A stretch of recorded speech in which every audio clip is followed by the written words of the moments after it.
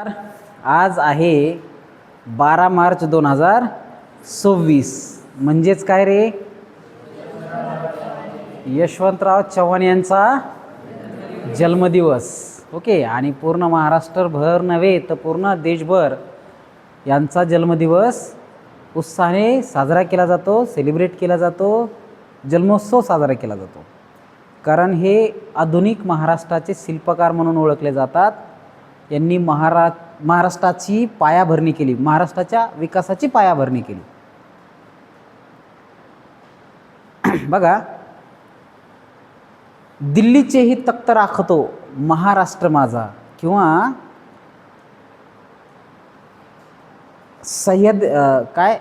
हिमालयाच्या मदतीला सह्याद्री धावला, अशा पद्धतीच्या चारोळ्या जर कधी बनल्या असतील, कोणासाठी जर बनल्या असतील तर त्या यशवंतराव चव्हाण यांच्यासाठी बनल्या.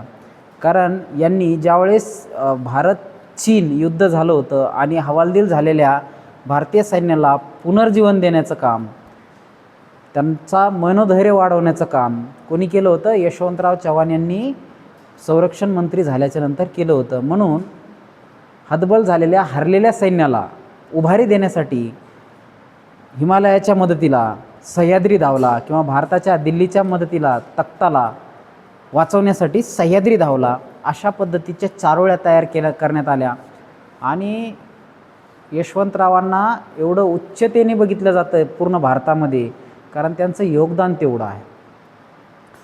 अशा यशवंतराव चव्हाण यांचा जन्म कोणत्या जिल्ह्यात? सातारा जिल्ह्यातील देवराष्ट्रे या गावी झाला होता. कधी? आजच्या दिवशी. कधी? 1913ला. ओके. आणि त्यांना अजून 3 मोठे बंधू होते आणि ते 4 जणांचं कुटुंब होतं. वडील ते 4 वर्षाचे असतानाच वडील एक्सपायर झाले आणि त्यांची पूर्ण जबाबदारी त्यांच्या आईवर आली. त्यांच्या आईचं नाव काय होतं? विठाबाई. यांनी मग काय केलं, देवराष्ट्र सोडलं आणि ते कराडला आले. कराडला आले कोणाकडे आले? त्यांच्या चुलत्याकडे आले. तिथं त्यांचं प्राथमिक शिक्षण झालं कराडला.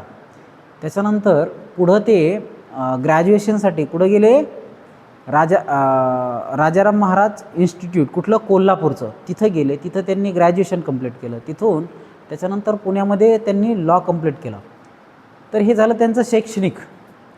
पण बघा, 13ला जन्मलेले कोण? यशवंत. त्यांना यशवंता म्हणायचे. यशवंताला शाळेमध्ये असताना विचारलं, यशवंता तू मोठेपणी कोण होणार? तर यशवंता बाणेदारपणे उद्गारला, मी पुढं जाऊन यशवंतराव चव्हाण होणार. आणि खऱ्या अर्थाने ते यशवंतराव चव्हाण झाले. त्यांना यशवंता या नावानं नंतर कोणी हाक मारली नाही, ते यशवंतरावच झाले. यशवंतराव यांचं पूर्ण नाव यशवंतराव बळवंतराव चव्हाण हे होतं. बळवंतरावाचा तर लवकरच मृत्यू झाला. त्याच्यामुळं त्यांच्यावर खूप आर्थिक अडचण, आर्थिक परिस्थिती हालाकीची आणि कष्टाची होती. परंतु त्यांच्या आईने त्यांचं संगोपन व्यवस्थित केलं. त्यांना चांगले संस्कार घडवले. त्यांना संस्काराची अशी शिदोरी दिली की ती संस्काराची शिदोरी त्यांनी आयुष्यभर सोबत बाळगवली. आणि नुसती बाळगवलीच नाही, तर भारतीय राजकारणाला, भारतातल्या विशेषतः महाराष्ट्रातल्या राजकारणाला ती शिदोरी वाटली. म्हणून महाराष्ट्र हा पुरोगामी विचाराचा आणि परंपरेला आणि आधुनिकतेला दोन्हीला सोबत घेऊन चालणारा अशा पद्धतीचा महाराष्ट्र बनला. राजकारणीसुद्धा असे विरोधक आणि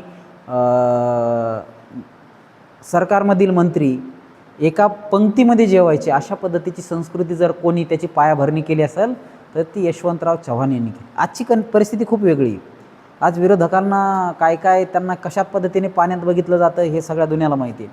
परंतु यशवंतरावांचा काळ खूप चांगला होता आणि त्यांनी पायाभरणी केली. म्हणून महाराष्ट्राचे सगळेच मुख्यमंत्री, अगदी फडणवीस साहेबापर्यंत सगळेच मुख्यमंत्री हे आधुनिकतेकडे जाणारे निघाले.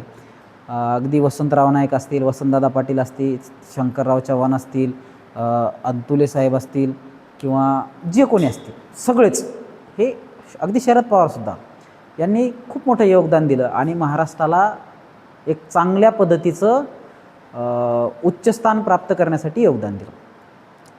तर बघा, ते त्यांच्या बालपणामध्ये, त्यांचा 13ला जन्म झाला, 19ला काँग्रेसची धुरा गांधीजींच्या नेतृत्वात पुढं जायला लागली. 1930ला एक आंदोलन होतं, असहकार चळवळ, माहिती आहे तुम्हाला. या चळवळीमध्ये त्यांनी सक्रिय सहभाग घेतला आणि 1931ला त्यांनी कराडच्या एका शाळेमध्ये काय केलं, राष्ट्रध्वज फडकवला आणि त्याचा राग म्हणून इंग्रज सरकारने त्यांना जेलमध्ये टाकलं. वयाच्या 19व्या वर्षी त्यांनी 18 महिन्याची जेल उपभोगली. पण त्या काळामध्ये जेलमध्ये असताना त्यांना खूप चांगले चांगले सहकारी आणि चांगले राष्ट्रीय नेते यांचा सहवास लाभला आणि ते खऱ्या अर्थाने तिथं घडले. तिथं त्यांनी खूप अशा पद्धतीचं वाचन केलं. ते खूप मोठे वक्ते होते, ते लेखक होते, ते कवी होते, ते साहित्य संमेलनाचे अध्यक्ष राहिलेले आहेत. त्यांचं एक वेगळंच व्यक्तिमत्व होतं. त्यांचं लिखाण पण जबरदस्त आहे. त्यांनी कृष्णाकाठ हा त्यांचा आत्मचरित्रपर ग्रंथ लिहिला, त्याच्यानंतर ऋणानुबंध लिहिलं, त्याच्यानंतर बरेच ग्रंथ लिहिलेत. अगदी त्यांच्या पत्नीनं त्यांचा विवाह 1942 साली फलटणच्या वेणुताईसोबत झाला आणि वेणुताईंनीसुद्धा पूर्ण आयुष्यभर त्यांच्यासोबत एकदम खंबीरपणे त्या पाठीमागं राहिल्या. म्हणजे ज्या अर्थी त्यांनी भारताच्या विकासाची जडणघडण केली, पण त्यांच्या कौटुंबिक व्यवस्थेला आधार देण्याचं काम वेणुताईंनी केलं. त्यांचं एक पुस्तक होतं बघा आपल्याकडे, थोरले साहेब म्हणून. आपल्या याच्या लायब्ररीमध्ये मी ते दिलेलं आहे, तुम्ही ते बघू शकता.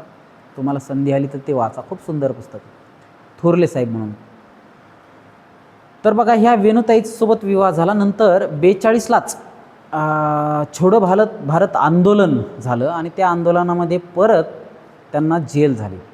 त्याच्या अगोदर 1940ला ते भारताच्या राष्ट्रीय काँग्रेसच्या कार्यकारिणीचे सदस्य झाले आणि सातारा जिल्ह्यातील ते चिटणीस बनले, म्हणजे प्रदेशाध्यक्ष राहिले. कोणाचे?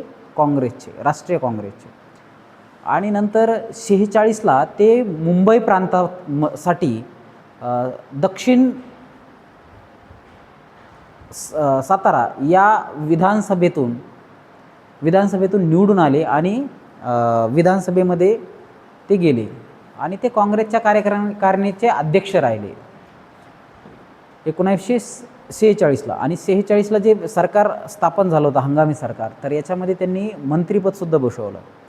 नंतर 1947ला भारत स्वतंत्र झाल्याच्या नंतर त्यांचं योगदान खूप मोठं राहिलं महाराष्ट्रासाठी. आणि 52च्या निवडणुकीमध्ये ते परत मुंबई प्रांतातून विधानसभेवर गेले, मुंबई राज्यातून, आणि त्यांना राज्यमंत्री केलं. अन्न व नागरी पुरवठा मंत्री हे पद त्यांना देण्यात आलं. अजून 2 पदं होते, असे 3 पदं त्यांना मिळाले. आणि मग त्यांनी महाराष्ट्राच्या वेगवेगळ्या क्षेत्रामध्ये, विशेषतः कराड, सांगली, सातारा त्या पार्टचा त्यांनी विकास करायला सुरुवात केली आणि जनसामान्याचे प्रश्न त्यांनी मांडायला सुरुवात केली. आता हालाकीची परिस्थिती त्यांनी बघितली होती आणि त्यांना विरोधक पण होते पहिल्या काळामध्ये, पण त्या विरोधकालासुद्धा आपलंसं करण्याचं कौशल्य त्यांच्यामध्ये होतं, नेतृत्व गुण होतं, भाषाशैली चांगली होती आणि विविध भाषेचं आणि विविध क्षेत्राचं ज्ञान त्यांना होतं. तर असे असलेले यशवंतराव हे 5 डिसेंबर 1956ला द्विभाषिक महाराष्ट्र राज्य, म्हणजे त्याला त्यावेळेस बॉम्बे स्टेट म्हणायचो आपण, मुंबई राज्याचे मुख्यमंत्री झाले 5 डिसेंबर 1956ला. आणि त्याच्यानंतर त्यावेळेसच म्हणजे 1950 पासूनच संयुक्त महाराष्ट्राची चळवळ होती. त्या संयुक्त महाराष्ट्राच्या चळवळीला सरदार वल्लभभाई पटेल आणि नेहरू यांच्याकडे संयुक्त महाराष्ट्राची जी पायाभरणी आहे याचे विचार बऱ्याच वेळेस यशवंतरावांनी त्यांना मांडले. यशवंतराव म्हणजे मोरारजी देसाई आणि सखा पाटील यांनी संयुक्त महाराष्ट्राला प्रचंड विरोध केला, परंतु संयुक्त महाराष्ट्राच्या साईडनी उभा राहून यशवंतराव चव्हाण यांनी काय केलं, संयुक्त महाराष्ट्राची चळवळ पुढे नेऊन खऱ्या अर्थाने एक नेतृत्व कौशल्य दाखवलं. म्हणून त्यांना 1 मे 1960 साली जो महाराष्ट्राचा म्हणजे संयुक्त महाराष्ट्रामधून गुजरात आणि महाराष्ट्र वेगळा झाला आणि मुंबई ही कोणाला मिळाली? महाराष्ट्राला मिळाली. महाराष्ट्राला मिळून ती महाराष्ट्राची राजधानी झाली. तर 1 मे 1960ला त्यांनी महाराष्ट्राचे पहिले मुख्यमंत्री म्हणून शपथ घेतली आणि खऱ्या अर्थाने महाराष्ट्राच्या विकासाची पायाभरणी त्यांनी करायला सुरुवात केली. त्यांना 2च वर्ष महाराष्ट्राचे मुख्यमंत्री पद लाभलं आणि 1962ला काय झालं? याचं युद्ध झालं. कशाचं? चीन आणि भारतचं. आणि या चीन आणि भारताच्या युद्धामध्ये चीननी भारताला झोडपून काढलं. हिंदी चीनी भाई भाई म्हणत चीनी लोकांनी, त्या चपट्या नाकाच्या लोकांनी आपल्या पाठीमध्ये खंजीर खुपसला. नेहरूंना कधी वाटलंच नाही की हे लोक आपल्यावर आक्रमणसुद्धा करतील, परंतु त्यांनी आक्रमण करून आपला बराच प्रांत काबीज केला. परंतु संयुक्त राष्ट्रांनी यांनी मध्यस्थी करून चीनवर अटॅक करण्याचा प्रयत्न केला. नेहरूंची त्यावेळेस एक मोठी लेगसी होती, जबरदस्त व्यक्तिमत्व होतं.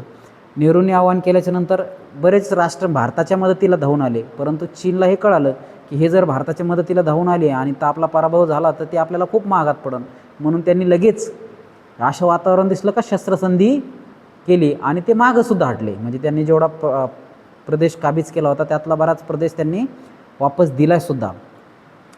पण याच्यामध्ये खूप मोठ्या प्रमाणात खच्चीकरण कोणाचं झालं? आपल्या सैन्यबलाचं झालं. मग हे खच्चीकरण भरून काढण्यासाठी नेहरूंनी एक खामक्या नेतृत्व त्यांना आवश्यक होतं आणि त्यांनी त्यासाठी निवड कोणाची केली? यशवंतराव चव्हाण यांची केली. मग यशवंतराव चव्हाण हे दिल्लीच्या तख्तासाठी किंवा देशाच्या रक्षणासाठी हिमालयाच्या मदतीला सह्याद्री धावला, अशा पद्धतीच्या चारोळ्या त्यांच्यासाठी लिहिण्यात आल्या आणि खऱ्या अर्थाने मग ते भारताचे संरक्षण मंत्री झाले. आणि संरक्षण मंत्री झाल्याच्या नंतर तिथल्या सैन्याला तिथल्या म्हणजे पूर्ण भारतातल्या सैन्याला एक मनोधैर्य देण्याचं काम त्यांनी केलं आणि संरक्षणाची घडी जी आहे ती व्यवस्थित बसवण्याचं काम केलं. त्यांनी झंझावाती दौरे केले, अक्साई चीन, त्याच्यानंतर 7 सिस्टर, त्याच्यानंतर पूर्ण भारताला वेगवेगळ्या ठिकाणी त्यांनी दौरे करून तिथल्या लोकांना, तिथल्या सैनिकांना त्यांचं मनोधैर्य वाढेल या पद्धतीने त्यांनी काम केलं. आणि खूप नंतर मग भारत एवढा स्ट्रॉंग झाला की भारताने नंतर झालेले पाकिस्तानसोबतचे सगळे युद्ध हाणून पाडले आणि भारत प्रत्येक युद्धामध्ये जिंकला. अगदी कारगिलचं युद्धच नाही तर ते आत्ता जे ऑपरेशन सिंदूर केलं त्याच्यामध्ये पण भारताचा काही प्रमाणात विजयच म्हणता येईल, विजयच झाला. आणि तर हे कशाच्या जीवावर झालं? तर नेहरूंनी जे त्यांना नेमलं होतं कशासाठी? संरक्षण मंत्री म्हणून. ओके. तर त्याच्यानंतर इंदिराजींच्या काळामध्ये, इंदिरा गांधी यांच्या काळामध्ये ते अर्थमंत्री झाले.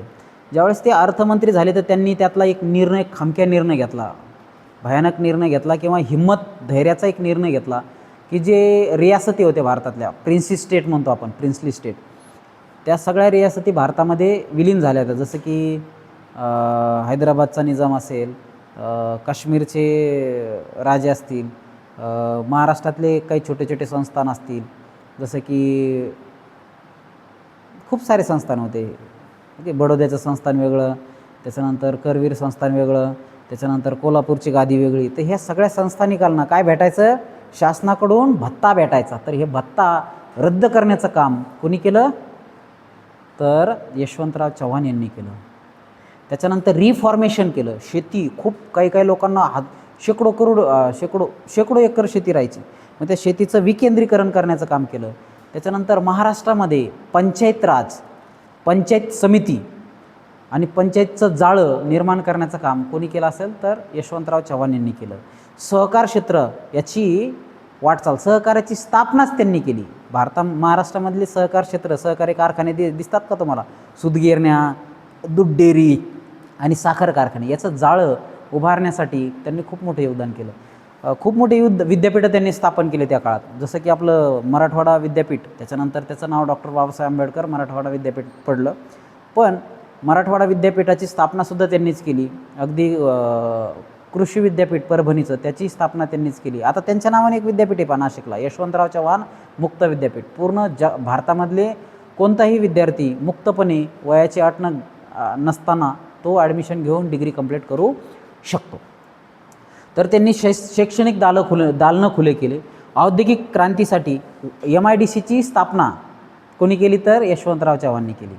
सिडको, MIDC यांच्या डेव्हलपमेंटसाठी त्यांनी खूप मोठं योगदान दिलेलं आहे. म्हणून त्यांना आधुनिक महाराष्ट्राचे शिल्पकार म्हणतात. आणि आधुनिक भारतासाठी पण त्यांचं खूप मोठं योगदान आहे. अगदी ज्यावेळेस ते वित्तमंत्री होते त्यांनी ते प्रिन्सली स्टेटचं मानधन रद्द करण्याचा निर्णय घेतला. त्याच्यानंतर ते विदेश मंत्री असताना भारताचे संबंध खूप चांगले होते जगासोबत खूप चांगले संबंध होते. 77 ते 79च्या काळात ते उपपंतप्रधान आणि गृहमंत्री राहिले. तर काय झालं होतं, भारतामध्ये आणीबाणीचा काळ लागू होता. आणीबाणीमध्ये इंदिरा गांधी यांच्यावर खूप क्रिटिसिझम झालं. बरेच नेते जयप्रकाश नारायण आणि त्यांचे सहकारी आणि सगळेच समजा जनता दल असेल किंवा काँग्रेसचेच काही अपोज करणारे नेते असतील यांनाच धरपकडून जेलमध्ये टाकण्यात आलं. याचा परिणाम म्हणून काय झालं, याच्यामध्ये पूर्ण भारतामध्ये इंदिरा गांधीची सत्ता गेली आणि जनता दलाची सत्ता आली. आणि त्यावेळेस मला वाटतं मोरारजी देसाई पंतप्रधान झाले. बहुतेक मोरारजी देसाईच खरे, बहुतेक तर मोरारजी देसाईचे. जे की पहिले बॉम्बे प्रांताचे कोण होते, मुख्यमंत्री होते.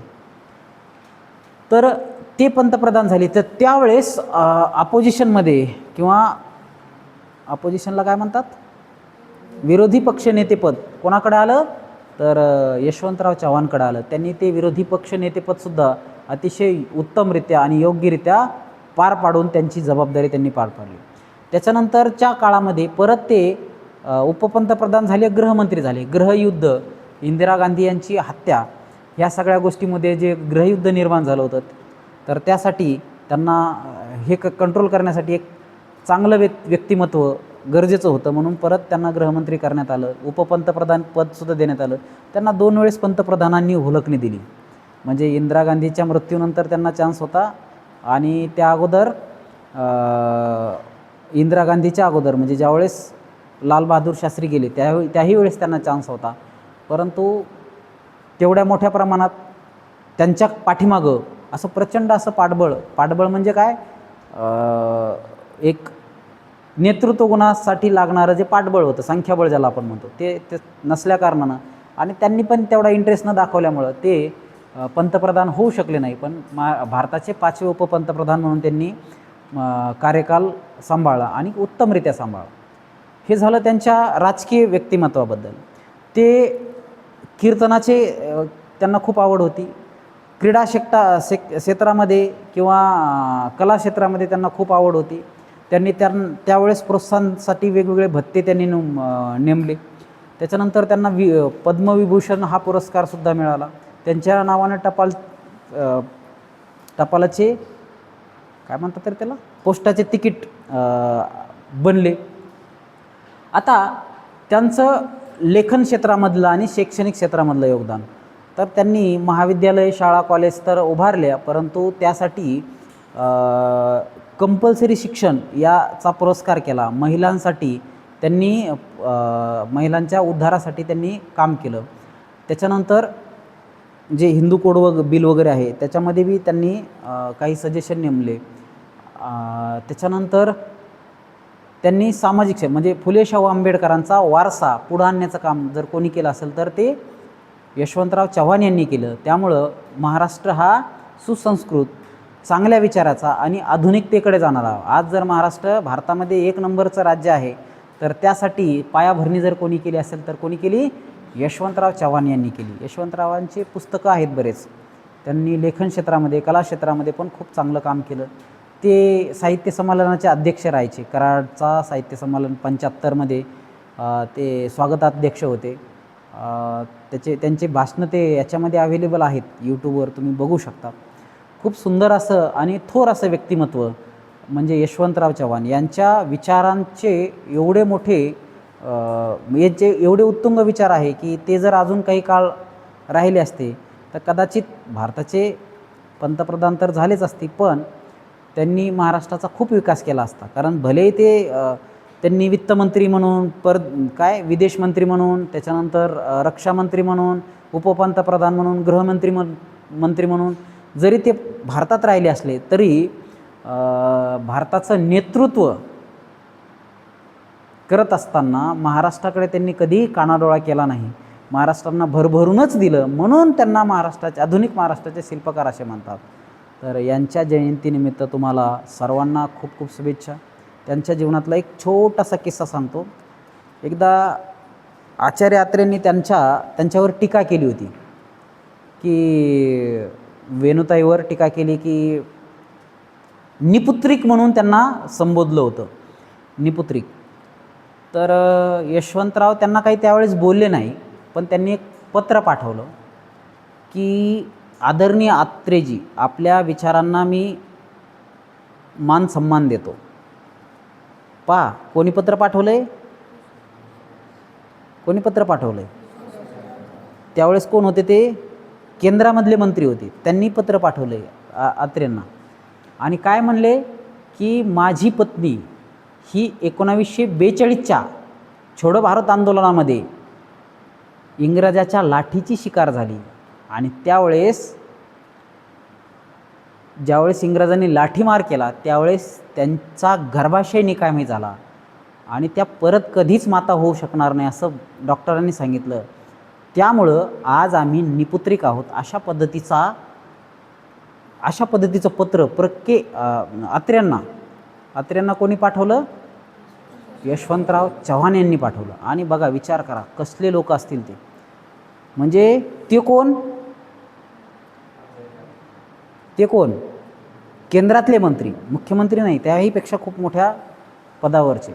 आणि यांना एक साधा पत्रकार काय करतोय, क्रिटिसाइज करतो. तर त्याने त्या क्रिटिसिझमचं उत्तर बिलमध्ये नाही टाकलं. आता तर बघा मंत्र्याला काही बोला तुम्ही नुसतं किंवा काही करा, डायरेक्ट काय करतात, तर त्यांनी एवढं साध्या पद्धतीने उत्तर दिलं. आणि अत्रेंनी सुद्धा नंतर मग जाहीर माफी मागितली. कारण बघा त्यांच्या चळवळ म्हणजे छोडो भारत आंदोलनामध्ये त्यांच्या पत्नी सहभागी झाल्या आणि लाठीमारमध्ये त्यांचा गर्भाशय निकामी झाला आणि म्हणून ते निपुत्रिक राहिली असे. आणि त्यांनी परत दत्तक पुत्र वगैरे काहीच घेतला नाही. अशा पद्धतीचं व्यक्तिमत्व असणारे यशवंतराव हे महाराष्ट्राला एक आदर्श व्यक्ती म्हणून आहेत. आणि यांच्या विचाराची शिदोरी जर आत्ताच्या राजकारण्यांनी जर घेतली तर खरंच महाराष्ट्र अजून पुढं जात राहील. आज जर महाराष्ट्र हा सेपरेट देश असता तर भारताची जगातली 30वी श्रीमंत अर्थव्यवस्था असते. महाराष्ट्र कमी नाही, खूप मोठा आहे. महाराष्ट्रातले लोक मोठे आहेत. महाराष्ट्राला छत्रपतींचा वारसा आहे. परंतु हे करत असताना आता मात्र थोड्या फार प्रमाणामध्ये धर्मांधता वाढत आहे. आणि आपण सर्व धर्म समभाव ही जी वृत्ती आहे, फुलशाहू आंबेडकर ही जी वृत्ती आहे, ती कुठंतरी आपण विसरताना दिसत आहोत. तर या प्रसंगी आपण परत तो वारसा, तो वसा आणि ते विचार घेतले पाहिजे अशी अपेक्षा करतो. आणि पुनश्च यशवंतराव चव्हाण यांच्या जन्मदिनानिमित्त तुम्हाला सर्वांना शुभेच्छा देतो आणि माझे 2 शब्द संपवतो. धन्यवाद.